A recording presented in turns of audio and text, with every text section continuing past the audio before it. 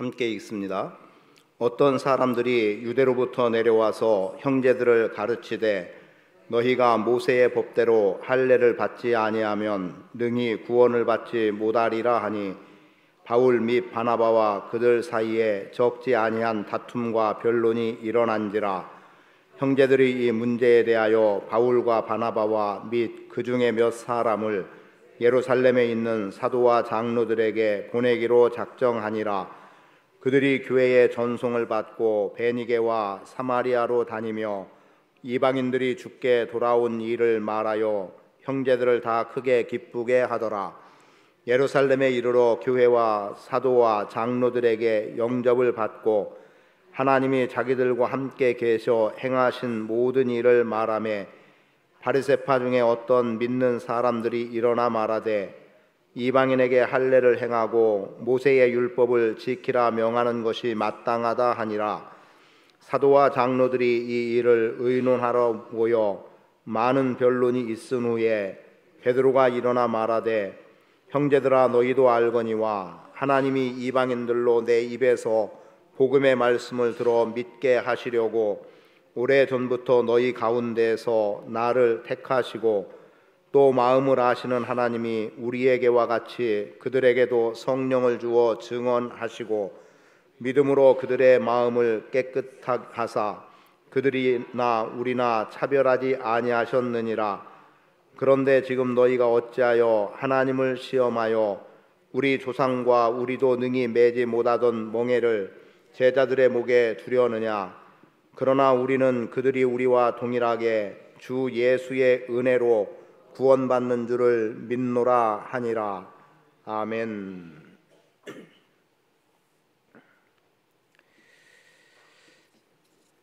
사람들에게 있어서 어떤 사건 앞에서 서로의 주장이 다를 수 있고 견해가 다를 수 있습니다. 그런데 이 서로 다름의 주장이나 견해들로 인해서 분열이 일어나는 경우도 있고 또 분열보다는 더 좋은 결과를, 새로운 결과들을 얻어내기도 합니다. 물론 바람이야 누구나 다 좋은 결과라고 그렇게 얻으면 좋겠다고 생각하지만 뜻대로 되어지지 않는 일들도 의외로 많이 있습니다. 또 복음과 관련한 일에 대해서도 복음이 잘 증거되어지고 교회들이 생겨나고 또 이방인들까지도 교회 안에 들어오니까 누구라도 다 기뻐할 것 같죠. 야, 교회 부흥이 이렇게 일어나고 있구나, 교회가 성장하고 있구나라고 생각할 수 있지만 또 의외의 어떤 사람들은 교회의 그런 성장이나 부흥을 원하지 않고 또는 원한다는 마음을 갖고 있음에도 불구하고 마치 찬물을 끼얹듯이 부흥하고 성장하는 데에 적지 않은 주장들을 내세워서 그래서 더 부흥할 수 있는 길, 또 더 성장할 수 있는 길을 막아버리는 일들도 사실상 우리 주변에 있음을 보게 됩니다. 최근에도 어느 분이 우리 교인은 아니에요. 교인은 아닌데 우리 교회에 몇 번 참석했던 사람이에요. 예배에. 어떤 일 때문에 대전에 잠시 머무르면서 왔던 분인데 그런데 결국 마지막 한마디를 저에게 그렇게 남기고 그 이후에 어떤 이유든 이제 교회를 나올 수 있는 상황이 안 됐는데 전화가 왔어요. 목사님 저보고 교회 나오지 말래요 이러는 거예요. 그래서 아니 누가 그런 소리를 하냐라고 했더니 어느 분이 소위 교회에 그래도 중직이라고 여기는 분이 뭐 그렇게 달갑게 보지 않았는지 교회에 나오지 말라고 했다는 거예요. 물론 더 나오라고 해도 나오지 못할 상황이 되겠지만 그래서 문자로만 감사한 것을 전했고 또 그분도 문자로 저에게 어떤 답을 주고 문자가 조금 길었는데 어떤 마지막 인사처럼 보여져 가지고 알게 됐죠. 그래서 이제 저도 감사하다고 그렇게 문자를 넣고 서로 정리를 했습니다. 안타깝지요. 물론 그 사람은 일 때문에 대전에 머문 것이기 때문에 자신의 일이 끝나면 떠나야 되는 거 당연한 일이죠. 그런데 왜 그 마지막 부분에 그런 소리를 꼭 들어야만 했을까? 누구의 옳고 그름을 이야기하는 게 아닙니다. 또 이렇게 말하는 저의 입장에서도 명확한 원인을 모르기 때문에 그래서 어느 쪽으로 옳다 그르다를 말하려고 하는 게 아니라 그런 말 자체가 표현됐다는 것이 너무 안타까운 거죠. 교회를 나오지 마라. 이게 과연 우리 믿음의 사람이라는 사람들의 입에서 나와야 되는 말인가라고 하는 물음을 갖지 않을 수 없습니다. 오늘 본문의 말씀은 이렇습니다. 사도 바울의 1차 선교 여행은 아주 성공적이라고 말할 수 있는 거였죠. 안디옥 교회로부터 파송을 받고 여러 곳곳 가는 곳마다 교회들이 생겨났고, 그리고 이것을 사도 바울과 바나바 두 사람이 다 관리하고 돌볼 수 있는 게 아니니까 지난주에 말씀대로 장로들을 세웠다라고 말씀을 드렸어요. 그래서 교회의 일을 장로들에게 맡기고, 그리고 사도 바울은 다시 이제 자신들의 선교 사역을 계획하고 있는 거죠. 그리고 실제로는 이제 예루살렘에 와서 보고하게 되는 내용인데, 사실 오늘 보고라고 하는 내용에도 어떻게 보면 그럴 만한 또 다른 이유가 있다는 것을 보여주는 겁니다. 1절의 말씀에 보니까 어떤 유대인들이죠, 어떤 사람들이라고 표현되어지는 유대로부터 내려온 형제들이라고 말해요.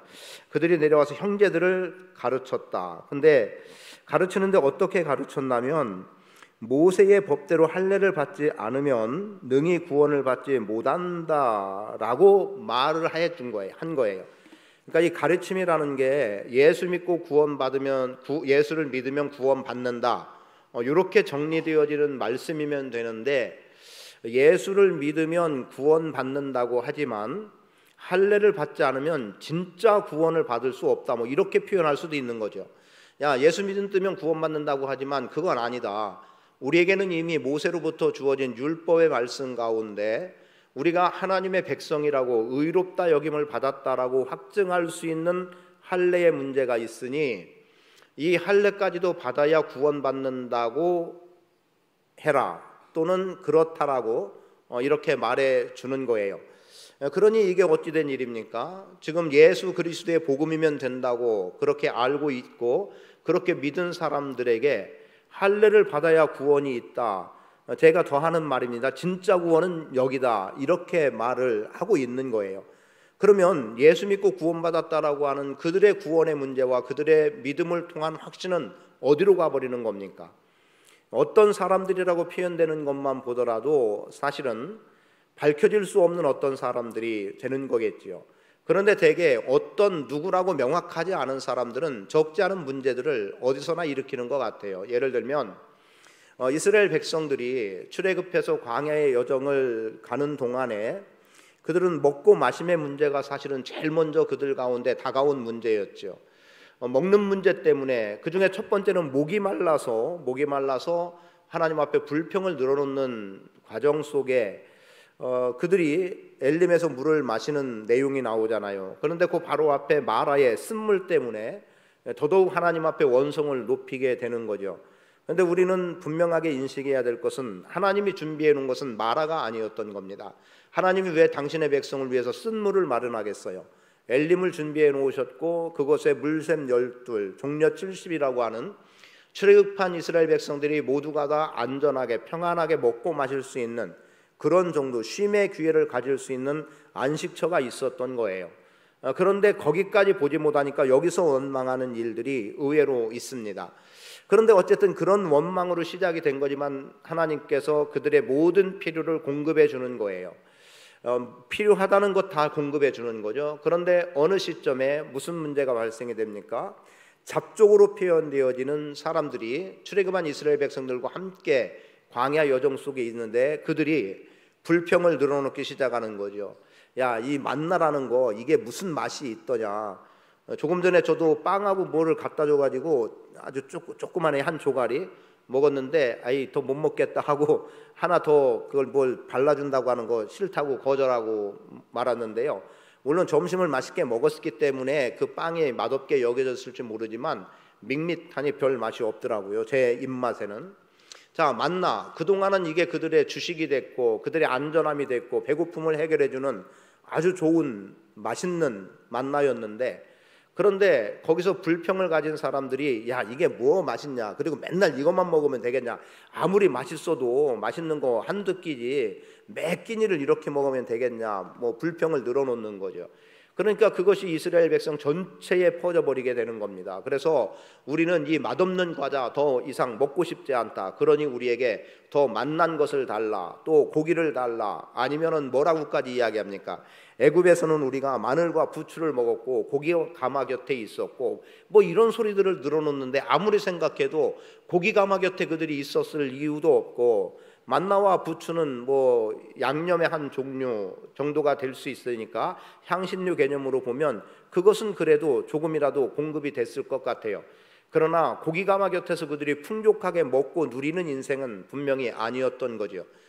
그러니까 이들에게 있어서 가장 안정되고 가장 하나님이 약속하신 부요의 길로, 안전의 길로 가는 과정에서도 불평불만이 시작되니까 결국 그것은 돌이킬 수 없는 결과를 가져오게 되는 일들도 있는 거예요. 지금 문제가 된 것, 과연 구원이라고 하는 이 문제가, 구원이라고 하는 문제가 할례의 문제냐, 할례의 여부냐, 그런데 또 그것만을 말하려고 하는 건 분명히 아닌 거예요. 어떻게 보면 더 큰 내용이 있어요. 그거는 우리는 유대인이고 너희는 이방인이다. 우리는 이미 할례를 받았다. 근데 할례가 중심에 선 것은 분명하지만 더한 것은 뭐냐? 우리는 유대인이라는 거예요. 이 영역을 깨뜨리고 싶지 않은 거예요. 그리고 구원은 우리에게만 있다는 거죠. 그래서 만약에 너희도 구원을 받아야 된다면 엄밀히 말하면 이거예요. 너는 먼저 유대인이 되라는 거예요. 그래서 제가 말씀을 준비하다가 무슨 생각이 들었냐면, 할례 받고 유대인이 될 거냐, 예수 믿고 구원받은 그리스도인이 될 거냐, 이게 그냥 저에게 가장 크게 다가온 문제였습니다. 할례 받고 유대인이 되라는 말밖에 안 되는 거예요. 지금 할례를 주장하는 사람들은. 그러면 예수님의 십자가의 죽으심은 어디로 가는 거예요? 그래서 오늘 우리 안에 여러 가지 문제들 가운데 하나가 소위 정통이라고 하는, 전통이라고 하는 것, 또는 풍습이라고 하는 어떤 것들, 그리고 우리가 가지고 있는 어떤 이성의 개념들을 앞세워 버리면 믿음의 문제는 우리하고 상관없는 일들이 생겨나는 것들이 종종 있습니다. 그런 것들이 뭡니까? 소위 말해서 이런 것도 될 수 있죠. 야, 어떻게 죽은 자가 살아나냐, 뭐 이렇게 접근이 될 수 있고, 아니 보이지 않는 하나님은 어디 있느냐, 이런 문제가 되어지는 거지요. 그래서 아브라함도 믿음으로 말미암아 의롭다 인정함을 받았는데 그거 무시되는 거예요. 뭘 우선하면? 할례를 우선해 버리면. 그런데 지금 유대로부터 온 믿음의 사람들이라고 표현될 수 있는 사람들이 결국 안디옥에 와서, 교회에 와서 그들이 뭔가 가르치겠다는 건데, 진리 그대로를 가르치고 차별 없는 구원을 가르치고 차별 없는 복음을 가르치고 누구에게라도 예수 믿으면 구원받는다라고 하는 것을 가르쳐야 되는데, 엉뚱한 사람들, 어떤 사람들이 결국 그릇된 복음에다 무엇을 더하거나 빼고, 그리고 무언가 자신들의 전통적인 것들을 끼워 넣고 자기들의 주장과 생각들을 끼워 넣고 거기에서 구원이라고 하는 문제로 나가려고 하는 안타까운 문제가 있었다라는 겁니다. 그래서 너무 단순한 표현 중에 하나지만요, 교회가 무엇인가 일을 하려고 할 때 세상 속된 말로 초친다는 이런 표현이 나올 정도의 일들이 오늘 믿음으로 나가는 우리들 안에도 있는 것들을 보게 돼요. 그건 사실은 제가 굉장히 경계하는 부분이기도 해요. 지난주에도 조금 언급을 했습니다만, 저의 생각이 다 옳은 것은 아니지만 제가 무언가 의도하고 하려고 했던 것과 너무 엉뚱한 길로 가서, 그럼 굳이 이렇게 할 필요가 있었을까? 차라리 안 했으면 나도 불편하지 않고 그냥 편하면 되는데, 이렇게 여기게 되는 일들이 오늘 우리 안에 있다는 거죠. 그래서 교회는 분명하게 인식해야 될 우선은 뭐냐? 복음은 차별이 없다는 거고 구원도 차별이 없다는 겁니다. 그리고 무엇보다 여기에 자기 생각, 자기 의견을 끼워 넣어서 결국 주된 일들을 망가뜨리거나 훼손시키는 일이 있어서는 안 되는 거예요. 그리고 굳이 이제 뒤로 가면 예루살렘 교회의 총회가 열리거든요. 자, 이거 그럼 이방인들에게 있어서 갖게 되는 여러 문제들 가운데 하나, 자, 짐승의 그 우상을 숭배하는 것들과 함께 짐승의 피해 문제들, 이거 어찌해야 되냐라는 것이 이제 거론이 되게 되는데, 그건 이제 다음에 이제 표현이 될 것 같아요. 그런데 오늘은 이 정도의 선에서 생각하는 가운데 그래도 이것마저도 훼손되면 안 되겠다, 아주 기본이고 근본이기 때문에 그렇다라고 하는 속에서 오늘 우리는 믿음이면 되는 일을 믿음에 무엇을 더하려고 하는 일들이 생겨서는 안 되겠다라는 겁니다. 그래서 이제 사도들이 어떻게 합니까? 그것으로 인해서 다툼이 생겨버리니까 이제 교회는 어떻게 해요? 바울과 바나바와 그 중에 몇 사람을 예루살렘에 보내서 그럼 이 일을 사도들은 어떻게 보는가를 한번 보자는 거예요. 그래서 예루살렘으로 와서 그들이 영접을 받아요. 영접받고 이제 그들이 지금까지 복음을 전해서 이방인들에게 이만큼의 결실이 있는 것까지 사실상 보고가 된 거죠. 그리고 이들에게 있어서 아주 오랜 시간 의논을 했다고 보여지는 게 뭐냐면 6절에 보니까 사도와 장로들이 이 일을 의논하러 모여 많은 변론이 있었는데 그 있은 후에 내려진 결론이 있던가요, 없던가요? 사실상 없었던 거예요. 이게 시간이 오래 걸렸든 짧게 걸렸든 결론이 낮으면 되는데 이게 결론 내기가 너무 힘든 거죠. 왜? 우리는 다 자기 생각이 옳거든요. 자기 주장이 옳거든요. 그래서 그때 베드로가 일어나서 이야기하는 겁니다. 무엇 이야기합니까? 내가 이미 경험한 이방인들에 대한 하나님의 구원의 계획이 있었음, 그리고 그것의 결과가 어떻게 나타났음을 이미 경험을 통한 것을 가지고 베드로가 이야기를 하는 거예요. 그 내용은 우리가 어디로 볼 수 있습니까? 아마도 고넬료의 사건이겠죠. 10장에 기록된 이 고넬료의 사건 속에서 그 베드로에게 주어진 일이 뭐였습니까? 그에게 하늘로부터 보자기가 내려왔는데 거기에 부정한 짐승들이 담겨 있었어요. 잡아먹으라. 나 그런 거 먹어본 적 없습니다. 난 부정한 건 먹지 않습니다. 그랬더니 또 잡아먹으라는 거예요. 왜? 내가 정하게 한 걸 너는 부정하다 하느냐. 이런 일이 3차례 있은 후에 베드로는 비로소 깨닫는 거죠. 그래서 그가 이제 하나님의 부르심이 또 다른 이방인들에게도 있음을 알게 되고요.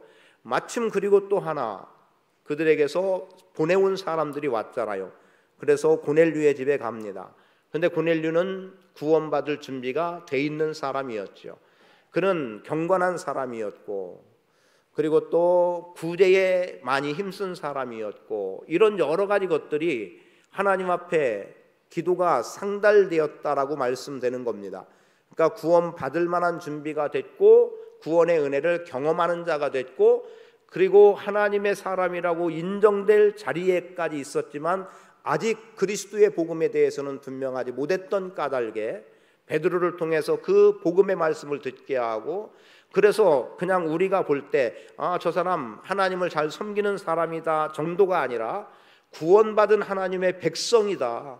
그 백성됨이라고 하는 것을 확증해 주는 사건이 고넬료의 사건이었습니다. 그게 사도행전 10장에 기록되고 있잖아요.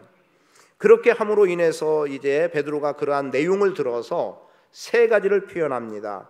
그 3가지 중에 하나가 뭐냐? 첫 번째는 이거예요. 변론이 있은 후에 베드로가 이야기를 하는 겁니다.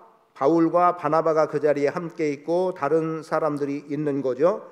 뭐라고 말하냐면 그들을 하나님이 택하셨다는 겁니다. 복음의 말씀을 들어서 믿게 하시려고 택하셨다라고 하는 말씀 하나를 주고 있고 또 하나는 그들에게도 성령을 주셨다라고 말합니다. 그리고 그들은 믿음으로 구원받았다라고 하는 것을 분명하게 말해주고 있어요. 이러한 내용을 들어서 이제 결론 나지 않았던 예루살렘에 있었던 사도들을 포함한 일정한 제자들로 표현되어지는 믿음의 사람들이 있던 자리에서 베드로가 그의 경험을 통해서 이야기를 하니까 그게 이제 받아들이게 되는 상황이 되는 거죠.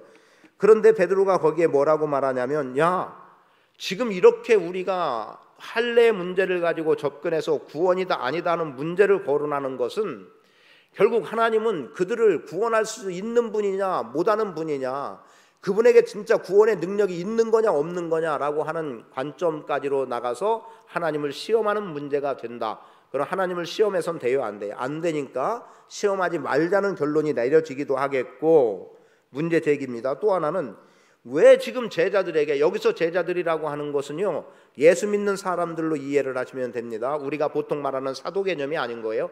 왜 지금 예수 믿고 구원받는 믿음의 형제들에게 왜 멍에를 씌우려고 하느냐.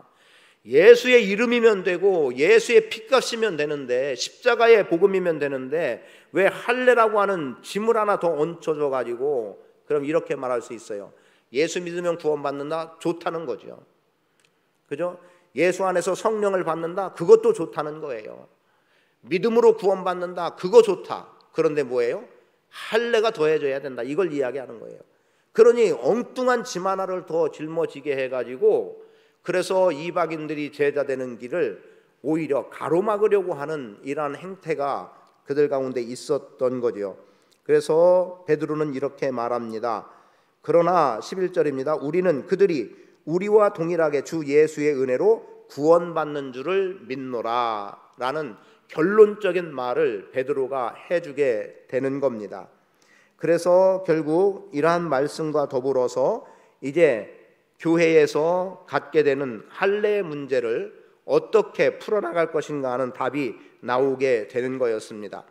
그래서 여기까지의 내용으로 우리가 하나 이미 표현은 했습니다만, 중요하게 여길 것은 우리는 과거의 어떤 행습이라고 하는 것, 전통의 문제라고 하는 것, 이거 우리 교회의 전통이다, 우리 교회는 이렇게 왔다라고 하는 것에서 진짜 복음의 문제, 하나님의 일, 지금 시대의 변화와 더불어서 우리가 나가야 되는 방향성들을 이것에 막혀가지고 못하면 안 되는 거예요. 뭐 하나 굳이 갖다 대고 율법 갖다 대고 이러니까 이렇게 하면 안 된다. 그럼 율법을 갖다 대놓고 이게 법이요 라고 하면은 다른 누가 무엇라고 할 수 있고 새로운 것에 어떤 도전을 하겠습니까? 이게 규칙입니다 라고 해놓고 하면은 사실상 더 무엇라고 할 말이 없어져 버리는 거죠. 그런데 그것이 교회에 있어서 복음을 증거함과 또는 구제하는 일이나 아니면 전도하는 일에 장애가 된다면 사실은 불편한 거예요. 제가 교회 재정의 문제에서 어떤 부분을 조금 썼던 적이 있어요. 그게 뭐였냐면, 여러분은 동의해 달라는 것도 아니고요, 제가 옳은 것도 아니에요. 신방을 하는데 병원 신방이나 환자 신방에 우리는 그냥 그대로 표현하면 뭐였습니까? 음료, 비타민 C 음료 뭐 하나 있었죠. 그거 2개 들은 거 한 8, 9천 원 됐던 것 같아요. 그거를 가지고 하는데, 제가 지금 이 가정의 신방을, 이분을 신방하는데 이게 왜 필요하지라는 생각이 어느 날 들었어요. 물론 모든 성도에 해당되는 건 아니에요. 그리고 제가 그 즈음에 들었던 음료 하나가, 여러분 받으신 분도 있을 수 있는데, 뭐 뉴케어라는 건가요? 뭐 암들은 뭐한테는 아주 좋은 음료라고 하는, 그래서 이거보다 2배, 3배 정도가 비싸거든요. 3배 이상일 수도 있는데, 그런데 이분한테는 이게 필요하지, 이게 뭐가 필요하냐는 거죠. 이 비타 음료가 이분한테 필요한 게 아닌 거예요. 그래서 그것을 몇 개 샀더니 벌써 몇 배로 늘어나는 거잖아요. 그거 써야 되는 비용이. 그거에 대해서 한마디 좀 제가 듣긴 했죠. 그런데 그냥 굴하지 않았어요. 굴하지 않은 이유는 뭐 그렇게 많이 나가는 것도 아니고, 그리고 정말 필요한, 그러면서 또 하나 중요한 거 하나를 엊그저께도 경험을 했어요. 아주 가슴 칠 일이었습니다. 그게 뭐였냐면, 그거는 다른 저의 부족함에 가슴 칠 일이었어요. 성경학교를 하면서 여기에다가 시설을 했잖아요. 아이들 물놀이 시설을 했는데, 바로 이 앞집에, 그 얘기도 조금 언급을 했으면, 앞집에서 시끄럽다고 이제 문제 제기가 들어왔어요.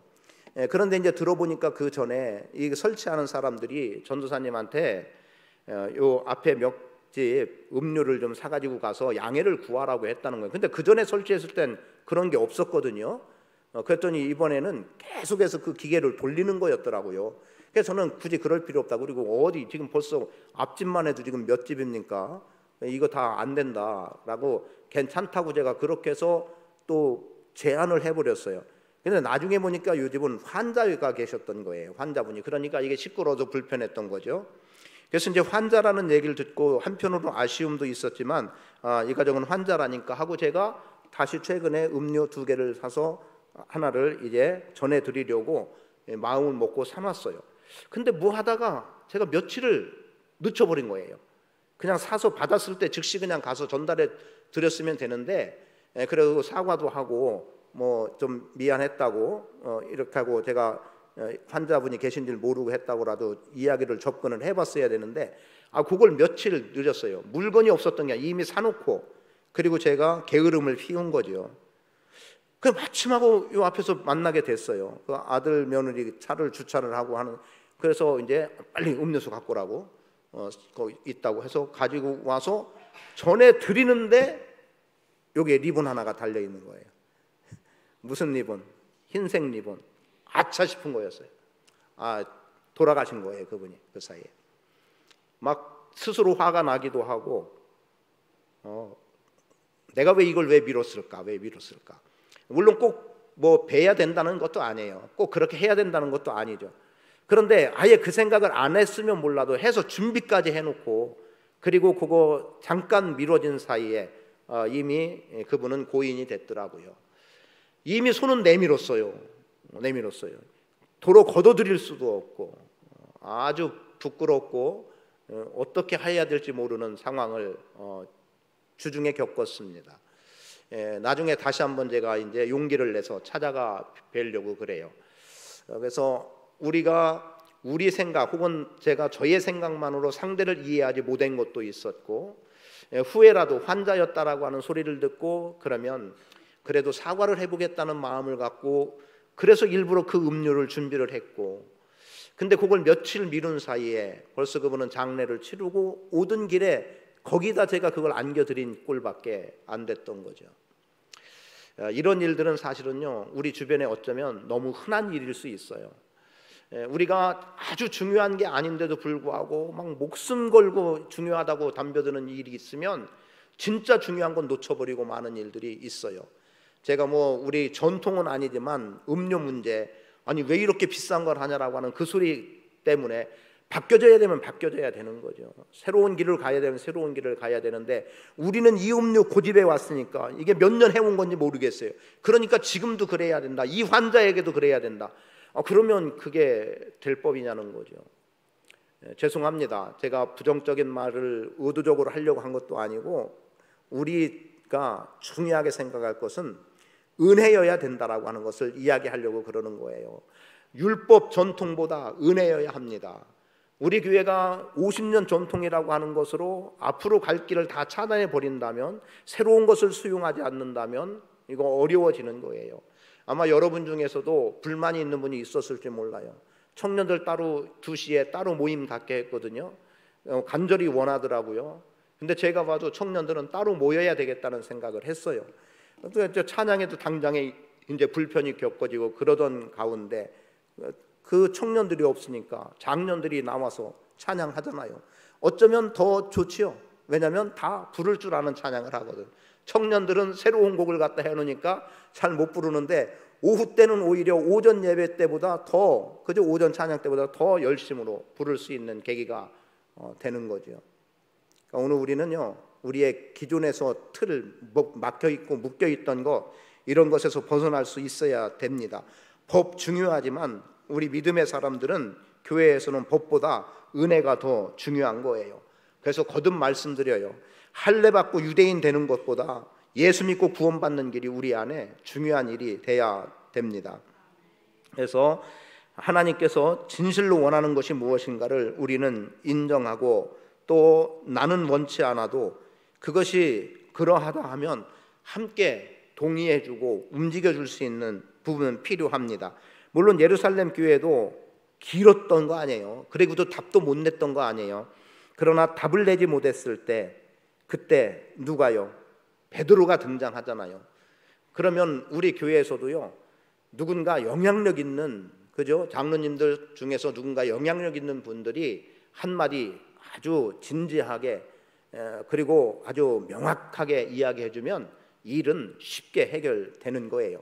그런데 너도 나도 다 그냥 중구난방으로만 가면 되는 일 없는 거죠. 그래서 권해드립니다. 지난주엔 좀 과하게 말씀드렸죠. 장로님들이 예배 인도하는 것까지 막 표현을 드렸었는데, 장로님들이 중심을 잘 잡은 가운데 교회의 부흥, 성장을 위해서 우리 교회가 어떻게 나가면 좋을지도, 사실은 여러분들은 여러분 나름의 중요한 경험 속에서 말씀이 나올 수 있고요. 저는 그냥 목회라고 하는 어떤 틀 속에서, 또 목사의 생각 속에서만 제한될 수 있는 거예요. 그러나 이런 것들이 서로 잘 조화가 되면은 더 큰 부흥의 길을 가져갈 수 있다고 믿습니다.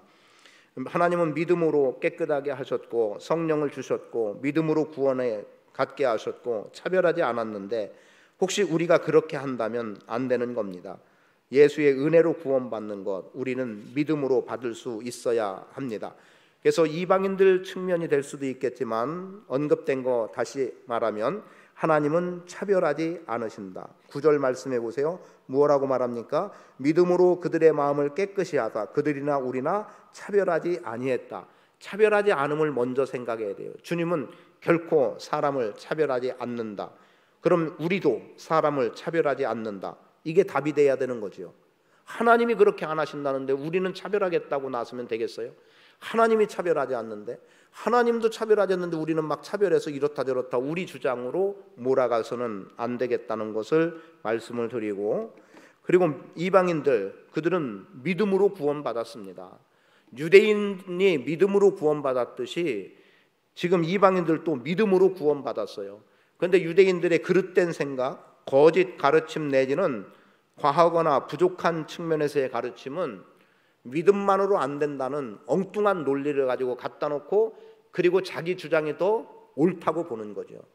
여러분, 가르치는 사람들이 주의해야 될 것이 뭐냐면요, 새로운 정보를 그릇되이 접목시켜 나갈 때 아주 위험한 거예요.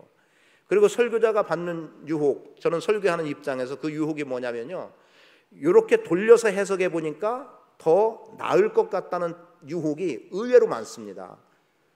그러니까 보통 지금까지 전해지는 말씀들은 이러하단데 조금 곁에서 봐버리면 전혀 다른 해석으로 성경을 보게 되는데요, 거기에 넘어가는 그 유혹에 빠지는 경우들이 의외로 많아요.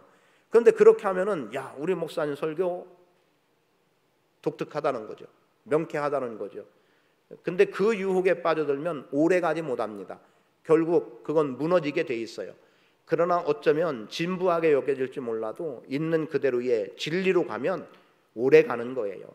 진리 아닌 것을 가지고 진리처럼 위장해서 간들 무슨 유익이 있겠습니까?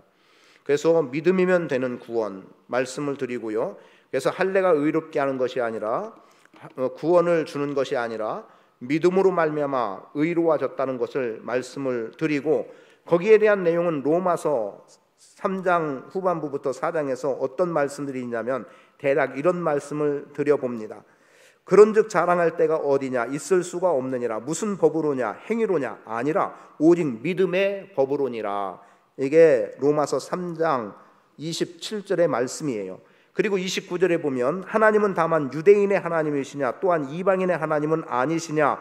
진실로 이방인의 하나님도 되시느니라 해서 베드로나 사도 바울이나 지금 베드로가 사도행전 15장에서 말하고 있는 내용이나 바울이 로마서에서 말씀하고 있는 내용이나 조금도 다를 바 없는 것을 그대로 보여주잖아요. 그래서 이방인의 하나님은 아니시냐? 즉 차별하지 않는다는 것 말해주잖아요. 이방인의 하나님도 되시느니라. 그런데 거기에 진실로가 담겨 있어요. 진실입니다. 진실입니다. 그리고 믿음으로 구원받는다는 것, 그래서 어떤 행위나 법이 아니라 굳이 법을 말한다면 믿음의 법이라고 말해주고 있고요. 그리고 또 주 예수의 은혜로 구원받았다고 지금 마지막에 말씀하고 있잖아요. 베드로가 예수의 은혜로 구원받는 겁니다. 그러면은 아브라함의 경우를 4장에서는 이렇게 표현하고 있습니다.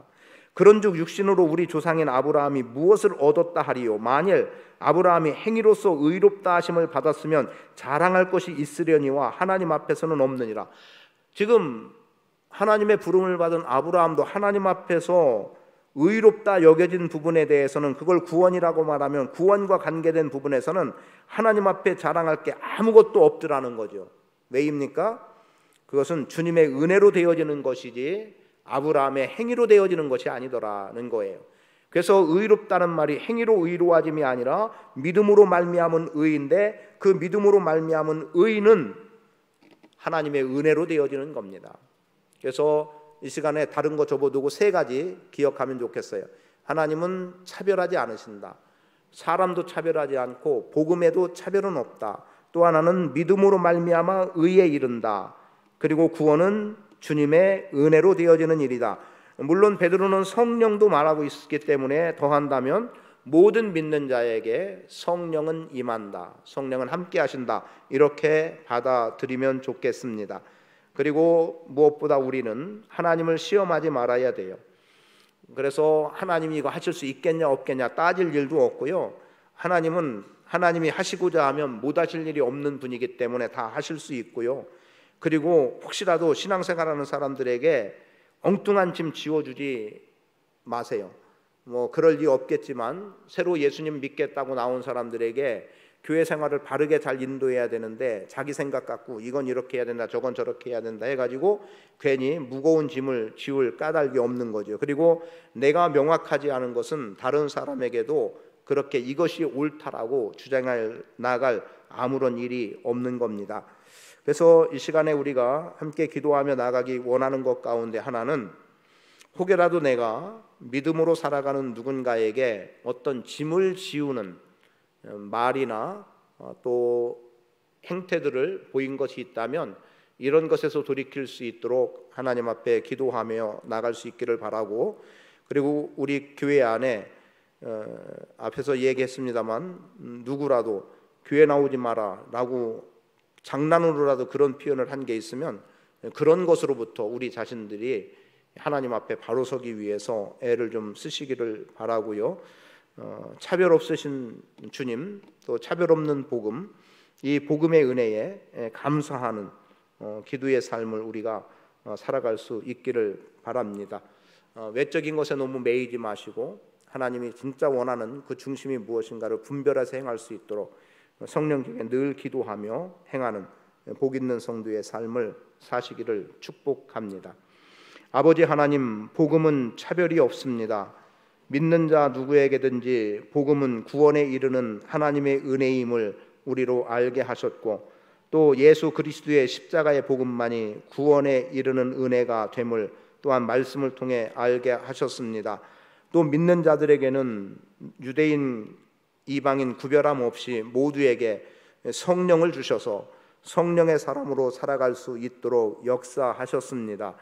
오늘 우리가 믿음으로 살아가며 주님의 몸된 교회를 섬기며 헌신함으로 나갈 때 혹 나의 바르지 못한 생각과 주장들 때문에 누군가가 오히려 멍에를 짊어짐 같은 어려움에 처하는 일 없도록 우리를 잘 권고하시고 다스려 주시고, 또한 누구라도 바른 믿음, 바른 진리로 살아갈 수 있도록 아버지 하나님께서 은혜 베풀어 주옵소서. 우리에게 계시의 정신을 주시고 새로운 마음을, 새로운 생각을 우리에게 주셔서 지금 시대에 아버지 하나님 교회가 행할 일들이 무엇인지, 또 변함없이 감당해야 될 일은 또 무엇인지 잘 분별해서 변화의 때를 가져야 될 것 변화로 나가게 하시고, 또 우리가 믿음 안에서 진리를 고수할 것 반드시 지켜 행할 수 있도록 주께서 우리를 강하고 담대한 자 삼아 주옵소서. 흔들림 없는 믿음으로 승리하는 복 있는 성도들 되게 하옵소서. 이제는 우리 주 예수 그리스도의 무한하신 은혜와 아버지 하나님의 극진하신 사랑하심과 성령님의 교통하심이 차별 없는 복음, 차별 없는 구원으로 인해 기쁨과 만족함의 삶을 살아가기 원하는 주의 백성들 머리 위에 이제로부터 영원히 함께 하실지어다. 아멘.